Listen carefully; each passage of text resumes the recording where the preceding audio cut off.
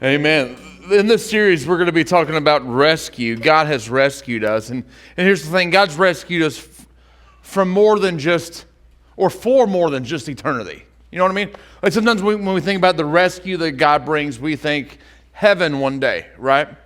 But God rescues us for today. Instead of looking to the clouds one day, maybe we need to start looking at how God rescues us on a day-to-day basis, how my life can be different and better because of Jesus' influence now. We're going to be looking at this series, we're calling it Rescue, and we're going to be looking at how Jesus has rescued us. Not just for eternity, but for today. And today we look at a passage in John, which I think is pretty neat. Now, we've been in John's Gospel, but we're going to pause where we are in chapter 4-ish, and we're going to jump ahead to chapter 18. That's where we'll dive in today because we're approaching Easter. Today we look at a passage where Jesus is on trial. Basically, roughly two trials that happen here. You've got a religious trial and you've got a government trial of sorts that Jesus endures. We're going to look at that in John's Gospel today. Here's how we'll start. I'll read this little section and then we'll talk through it. John chapter 18, starting in verse 28. Now understand here, Jesus has been arrested. He's gone before the religious leaders and been accused of blasphemy. Of course, they can't crucify him, and so they're going to take him to Pilate in order for him to be killed. Jesus has been arrested. He's been found guilty by the Jews. And now they're going to bring him to the Roman governor, Pontius Pilate. Look at verse 20. I think it's interesting. It says they brought him out of the house of Caiaphas to the governor's headquarters. It was early morning. And they themselves, watch this, they didn't enter the governor's headquarters so that they would not be defiled, but could eat the Passover. Because this is Passover time, here's the thing. If they had entered into the governor's quarters, they would have been ceremonially unclean, according to the Jewish law. So they don't go inside, John tells us, so that they can partake in, look at the cognitive dissonance there. Like, you're going to hand over an innocent man to be killed, and that doesn't defile you? You know what I mean? It's kind of shocking. So look at verse 29. So Pilate went outside to them and said, "What accusation do you bring against this man?" And they answered him, "If this man were not doing evil, we would not have delivered him to you." Moms, dads, you know what this is, right? That's a non-answer, right? That's a big non-answer. Pilate said, "Take him yourself and judge him by your own law." The Jews said, "It's unlawful for us to put anyone to death." They very clearly they don't want justice, right? They want death. So Pilate entered his headquarters again and called Jesus to him and said, "Are you the king of the Jews?" Jesus answered, "Do you say this of your own accord, or did others say it to you about me?" Pilate said, I don't care about your Jewish stuff. Your own nation and your own chief priests have brought you to me. What have you done? And Jesus said, "My kingdom is not of this world. If my kingdom were of this world, my servants would have been fighting that I might not be delivered to the Jews. But my kingdom's not of this world." Pilate says, so you are a king. You say I'm a king. For this reason I was born. For this reason I've come to the world. Here's my kingdom, my kingship. Ready? I bear witness to the truth, and everyone who is of the truth listens to my voice. Pilate scoffs. What's truth? After he said this, he walked back outside and told them, "I find no guilt in him." Pontius Pilate is an interesting character, and throughout, for hundreds of years actually, even his existence was debated. As we look at, John focuses primarily on the trial before Pilate. But I want to point out that for hundreds of years, it was argued from scholarly people that Pilate didn't even exist. Until 1961, there was no evidence outside of the Bible and early Jewish or Christian historians that referenced Pilate. But they looked at archaeology and they said there's no proof of this until 1961. I think this is interesting. In 1961, while they were excavating a theater in Caesarea, they found this stone that you see before you. Now the stone is broken and fractured and part of it's washed away. But on that stone there's a Latin inscription, and that inscription reads, "To the divine Augustus Tiberium, Pontius Pilate, prefect of Judea, has dedicated this."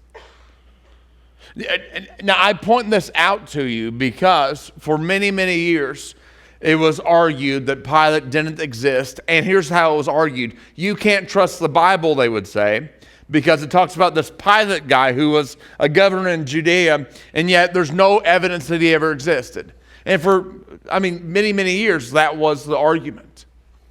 Until 1961, finally, academia caught up with archaeology, I guess.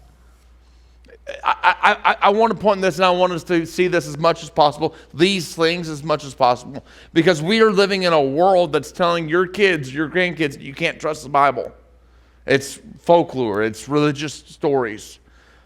But as we approach this, we see that these are events in history, in space and time. It's not just religious folklore, it's history. Who was this Pontius Pilate, prefect of Judea? Well, we know from the Bible and other sources as well that he was a vile person. He was a cold-blooded guy. In fact, he had been put on notice from Caesar to quit being so vile, so nasty. He was appointed to be the governor of Judea in AD 26. He was a bloodthirsty and cruel guy. Caesar had put him on notice, if you don't quit killing Jews indiscriminately, you're going to be recalled.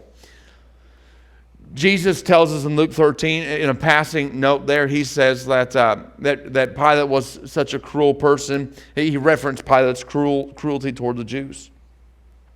But this Pilate person is going to have a huge role in the crucifixion and death of Jesus. See, the Jews accused Jesus of blasphemy, but the Romans had taken away their ability to carry out capital punishment. And so they said, well, the Jews won't kill him for blasphemy, but they will kill him for insurrection.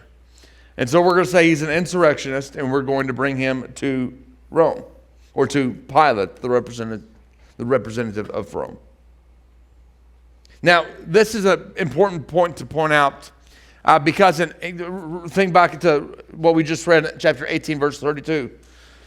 It says, "This was to fulfill the word that Jesus had spoken, to show what kind of death he was going to die." The context of this is that the Jews are turning Jesus over to the Romans to be killed. Now, how does that impact this? See, the Jews would have stoned you to kill you. That was their form of execution. They would have stoned you. The Romans didn't stone you, they crucified you. And they did it quite effectively and efficiently. John tells us that this had to happen, and this killing by the Romans had to happen in order to fulfill what was said, what Jesus had predicted himself. If you recall, back in chapter 3, a couple weeks ago, we looked at this. Jesus says in chapter 3, verse 14, as Moses lifted up the serpent in the wilderness, so must the Son of Man be lifted up. That's the picture of being lifted up to be crucified. Jesus had said that, indicating the type of death, and more specifically by whose hands he would be killed. Now, as we look at this passage in John's gospel, we see this guy by the name of Pontius Pilate, and we've got to ask, well, who is this Pilate? Who is he? And one of the characteristics of who he is we see in this text that he has competing voices in his head. He's got Caesar in his head saying, listen, if you don't maintain order, if you don't quit indiscriminately killing people, I'm going to remove you from your position. So he's got that going on in his head. He's also got the mob that's at his house in the early hours of the morning in his head that are saying, you need to do this, you need to do this, and you need to do this. So he wants to appease Caesar. He also wants to appease his mob. the mob that's outside. But also what we don't get from John, which I think is neat, we get this from Matthew. Matthew tells us that Pilate's wife was also in his ear. I would say that's probably more dangerous than Caesar. Who do you fear, Caesar or your wife? My wife, right? Not you, though. She's wonderful. I feel like the hostage guy with they're treating me fine. Okay, just kidding. Sorry. I didn't do this in the first 2 services, I promise. Okay, focus, John. Pilate's wife had pleaded with him to let Jesus go. Matthew tells us in his gospel that while Pilate was sitting on the judgment seat, his wife sent word to him, and she says this. She says, "Have nothing to do with that righteous man, for I have suffered much today in a dream because of him." See, apparently Pilate's wife was having this dream about Jesus, and it bothered her so much that she sent word to Pilate, "Don't have anything to do with this." So understand Pilate's position here. He's got Caesar in his head. He's got the mob in his head. He's got his wife in his head. He's got all these competing voices in his head. What is he to do? Now I want to pause that for just a moment. I want to point out something that sometimes we miss this time of year. As we approach Easter, it's important for us to realize, as John has already indicated, God's not going to be taken back by this. Jesus is going to be arrested. He's going to be tried and handed over as a guilty man. He's going to be crucified and killed. But this is all part of God's providential plan. The crucifixion of Jesus did not catch God off guard. In fact, Scripture testifies to, the early church testifies in Acts chapter 2, Peter's preaching to the crowd, and he says, "This Jesus was delivered up according to the definite plan and foreknowledge of God." God's not taken aback when Jesus is arrested and tried and convicted and all that. All of this narrative that we're going to see is not going to shock God. In fact, 700 years prior to Jesus, Isaiah predicts the type of death in which Jesus will die. Isaiah 52 and 53, often referred to as the suffering servant passage. It says, "He was pierced for our transgressions. He was crushed for our iniquities. Upon him was the chastisement that brought us peace. And by his wounds we are healed.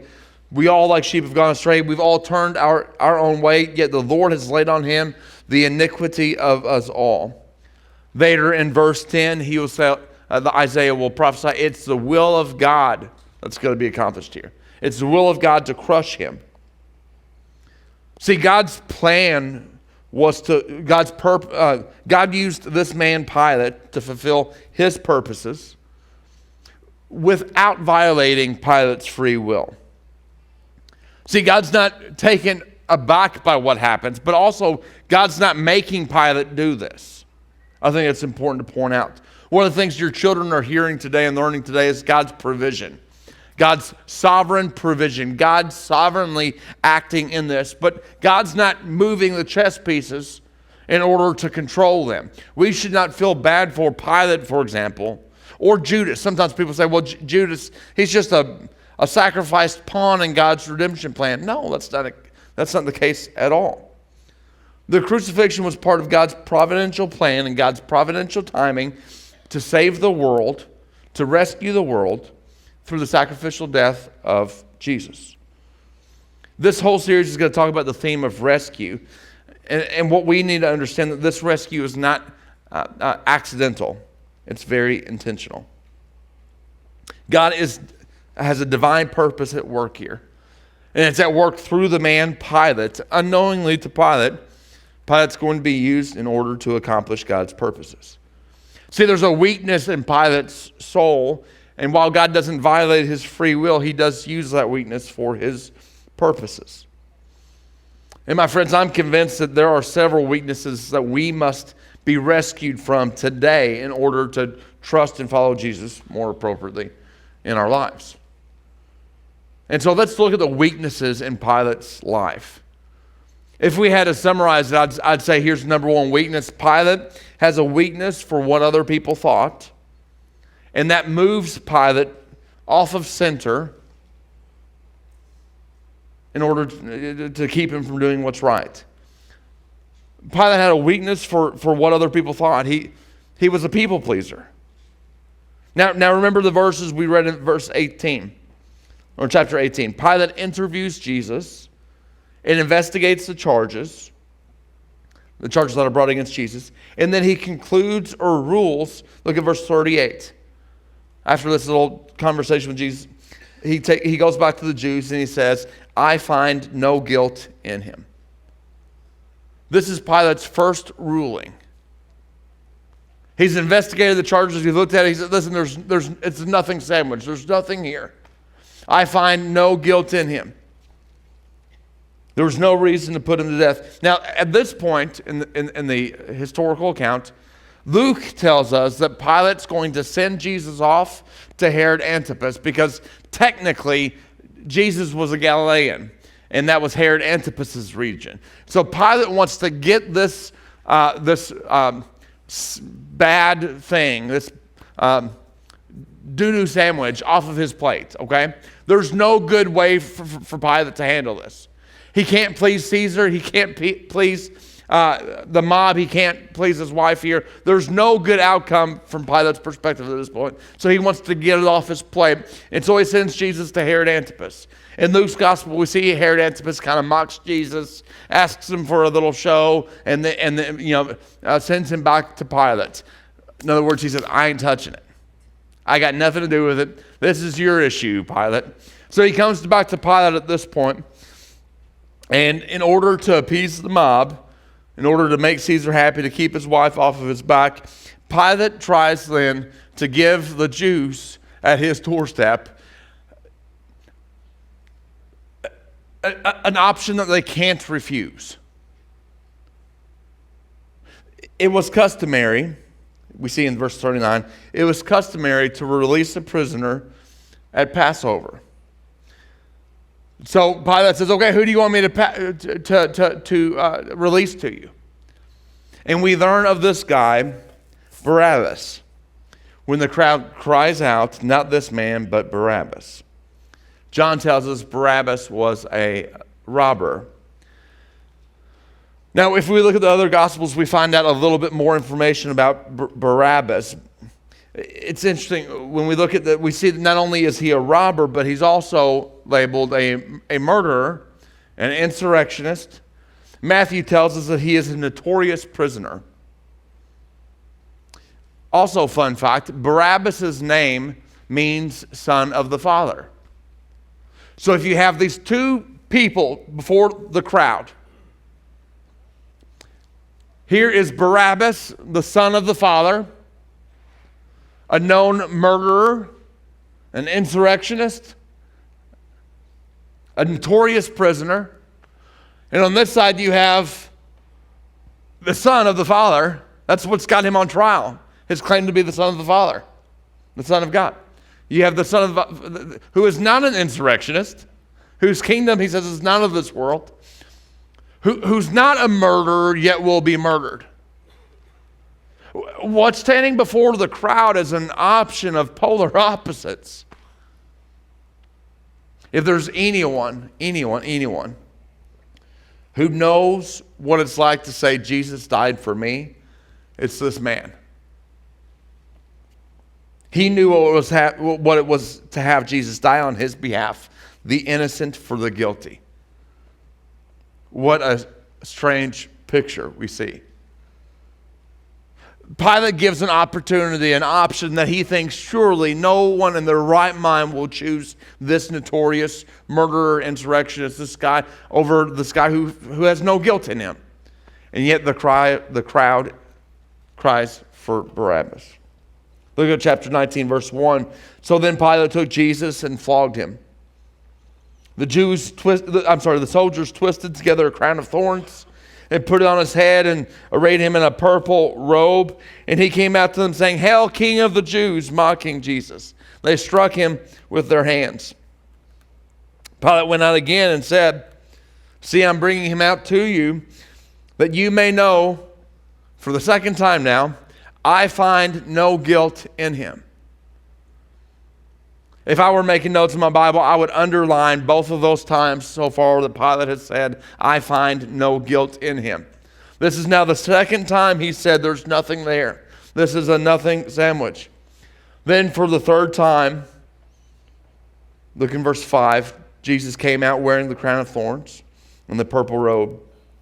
And Pilate said to them, behold, watch the difference here, not the king of the Jews, but behold the man.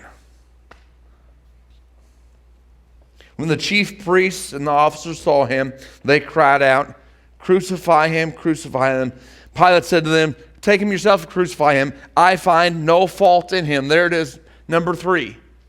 For 3 times now, Pilate has said there's no fault in him. I think it's interesting if you rewind in chapter 18, just a few verses earlier, you see another scene where 3 times Peter says, I know not the man. And now we have Pilate, the spineless leader that he is, saying there's no guilt in him 3 times. If Pilate didn't believe that Jesus was at fault, if he believed that he was innocent, then why does he hand Jesus to be crucified? And here's where I'm landing the plane. Pilate listened to the crowd.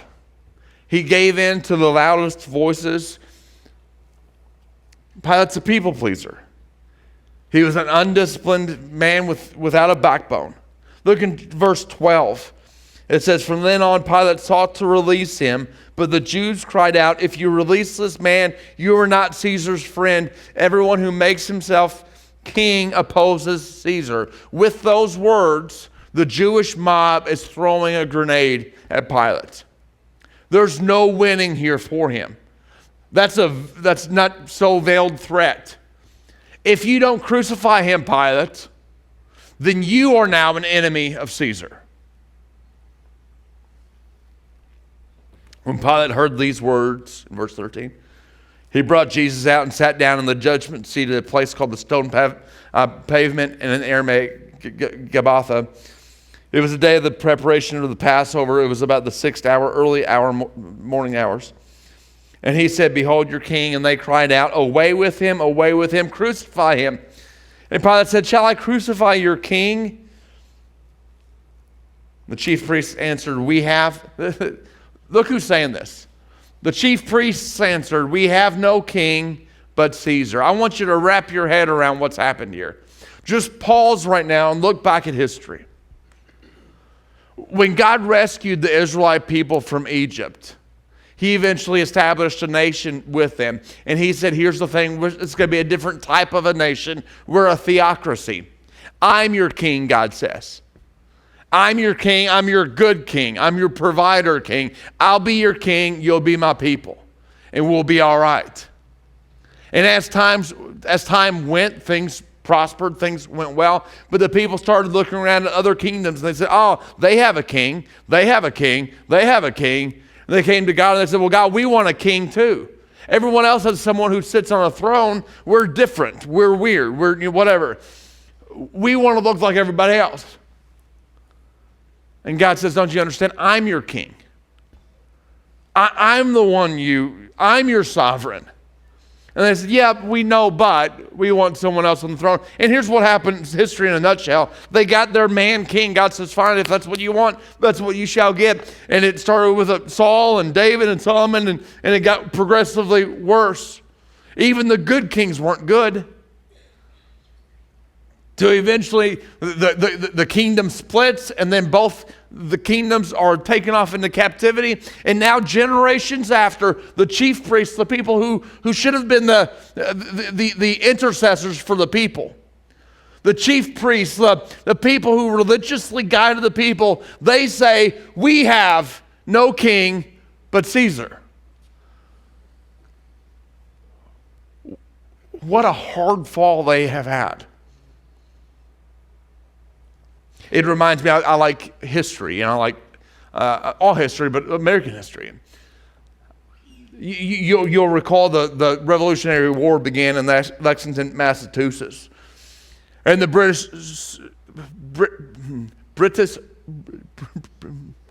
British soldiers came to the Minutemen, and the Minutemen, interestingly enough, were also the churchmen, right? Made up of the churchmen. They came to these Minutemen and they said, "Throw down your arms in the name of the sovereign king." And the Minutemen replied, "We have no sovereign but God and no king but Jesus." That's how this America thing, one of the things that got us kind of rolling here. My friends, look at how far the people had fallen and how far, as we approach a crazy year, this year's going to be nuts. Just warning, in case you're not aware, as we approach November, things are going to be nuts. We will not find salvation in a president or in a political leader. They're all worthless, all right? The only hope we have is our true sovereign King, Jesus. For Pilate here, it was more important for him to be liked by the people, to find favor in the sovereign's eyes, in Caesar's eyes, than it was the sovereign's eyes. And my friends, this is painfully practical for us today. None of us wake up and say, "I hope I'm disliked today." Now, some of us don't care as much as others if we're disliked, all right? That might be true, but no one wakes up and says, "Boy, I hope people hate me today. I hope people can't stand my guts," you know? No one says that, right? And if they do, they're probably lying, all right? No one wakes up and says, "I hope people find me distasteful." All of us want to be liked. None of us want to be hated or disliked or mocked or ridiculed or cast out. Pilate had a weakness here in this area, and God used that weakness to accomplish his will. Sometimes we can feel bad for Pilate because, well, but it had to happen. Yeah, same thing with Judas. We'll say, well, Judas had to betray Jesus. If Judas hadn't betrayed Jesus, then what would have happened? Oh no, God would be, God would be stumped, But I want to point out what the Bible teaches us is that God uses this human's weakness in order to accomplish his purposes. Here's my point there. Judas betrayed Jesus for what? 30 pieces of silver, right? He was greedy. He wanted that money. John tells us in John chapter 12, Judas Iscariot, one of the disciples who was about to betray Jesus, he got upset over the ointment and says, "Why wasn't that ointment sold for 300 denarii and given to the poor?" But John tells us, he said this not because he cared about the poor, but because he was a thief. See, God used a thief to do a thief's work. And God used Pilate, a spineless man, to do a spineless man's work.